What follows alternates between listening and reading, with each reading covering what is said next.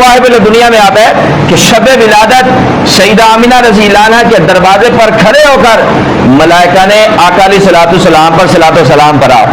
جس دن جس رات آقا پاک علیہ الصلوۃ والسلام تشریف لا رہے تھے، ملائکہ دروازے پر کھڑے ہو کر آقا علیہ الصلوۃ والسلام کا استقبال فرما رہے تھے. معلوم ہوا میلاد پاک منانا یہ سنت ملائکہ بھی ہے. شیطان روایات میں آتا ہے 4 بار بلند آواز سے رویا ہے، ان میں سے ایک مرتبہ آقا پاک علیہ الصلوۃ والسلام کی ولادت پاک پر رویا ہے. پوری روایات پڑھ لو. 4 میں سے ایک مرتبہ جب آقا علیہ الصلوۃ والسلام اس دنیا میں تشریف لا رہے تھے، شیطان کو بڑی تکلیف ہوئی تھی، اس وقت وہ رویا تھا. اب پتہ چلا کہ اگر کوئی میلاد پاک کی خوشی نہیں مناتا وہ شیطان کا پیروکار ہے. میلاد پاک پر اگر کسی کا چہرہ کھلتا ہوا دیکھیں، کسی کے چہرے پر نور برستا ہوا دیکھیں، کسی کو خوش ہوتا ہوا دیکھیں تو سمجھ لیں یہ ملائکہ کا پیروکار ہے.